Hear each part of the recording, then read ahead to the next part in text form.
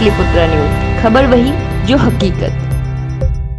राजधानी में केंद्रीय मंत्री स्वर्गीय अरुण जेटली की जयंती समारोह मनाई गई है। पूर्व उप मुख्यमंत्री और सांसद सुशील मोदी, पूर्व मंत्री नंदकिशोर यादव सहित तमाम नेताओं ने स्वर्गीय अरुण जेटली के प्रतिमा पर माला अर्पण किया। वहीं सांसद सुशील मोदी ने कहा कि बिहार सरकार को धन्यवाद देना चाहता हूं कि देश में सबसे पहले अरुण जेटली की मूर्ति बिहार में लगाई। स्वर्गीय अरुण जेटली का बिहार से अटूट नाता था। बिहार में जदयू और बीजेपी के गठबंधन में कोई समस्या आती थी तो उसे सुलझा लेते थे। सांसद सुशील मोदी ने यह भी कहा कि आज जो किसानों की समस्या है, अगर अरुण जेटली जी होते तो जरूर सुलझ जाती।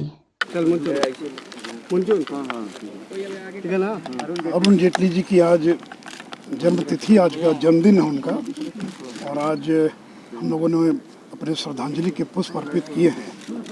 और मैं बिहार की सरकार को धन्यवाद देना चाहूँगा जिन्होंने देश में सबसे पहले बिहार में पटना में स्वर्गीय अरुण जेटली जी की मूर्ति को स्थापित करने का काम किया था।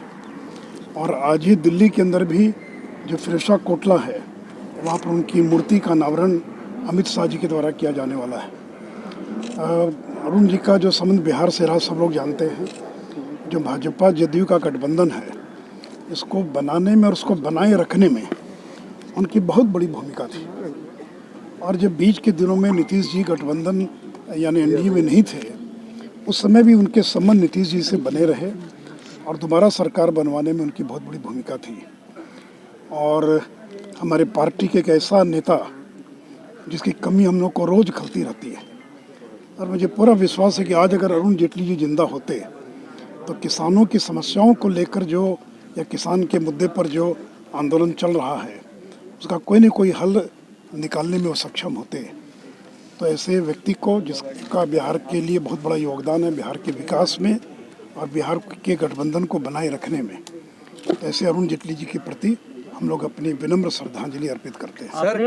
आपने गठबंधन की बात की, क्या सब कुछ ठीक चल रहा है बिहार में? जिस तरह से बयानबाजी हो रही है कि आपने अरुणाचल प्रदेश में जो किया हुआ है वो ठीक नहीं हुआ। देखिए, खुद जनता दल यू के लोगों ने कहा है कि जो भी कुछ हुआ है अरुणाचल में, उसका कोई बिहार के गठबंधन पर असर नहीं पड़ेगा और बिहार की सरकार पर कोई असर नहीं पड़ेगा।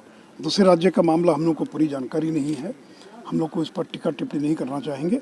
लेकिन बिहार के अंदर भाजपा जदयू का जो गठबंधन है वो अटूट है और पूरे 5 साल नीतीश जी के नेतृत्व में सरकार काम करेगी।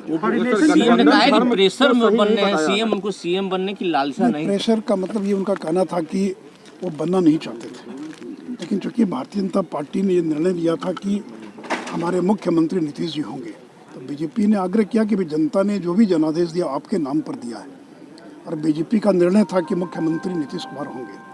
तो हम सब लोगों ने आग्रह किया, जनता दल यू के लोगों ने भी आग्रह किया कि नहीं, आपके नाम पर वोट मिला है, आपके नाम पर हम लोगों ने मिलकर चुनाव लड़ा है। नरेंद्र मोदी जी का मार्गदर्शन और नीतीश कुमार जी का नेतृत्व है। तो बाद में वो तैयार हो गए।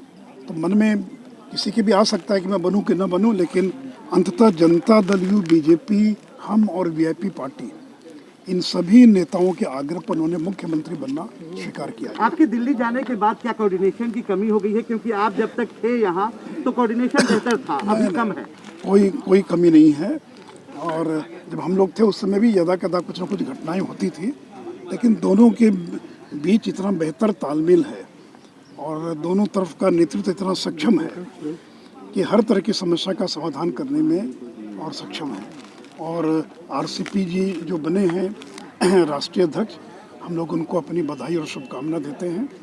और मुझे पूरा विश्वास है कि आरसीपी सेना के नेतृत्व में जनता दल यू और बीजेपी का तालमेल और बेहतर होगा। सर, डिजिटल अवार्ड मिलने वाला है बिहार को। ऐसे वीडियोस देखते रहने के लिए हमारे चैनल को सब्सक्राइब करें, साथ में बेल आइकन दबाएं।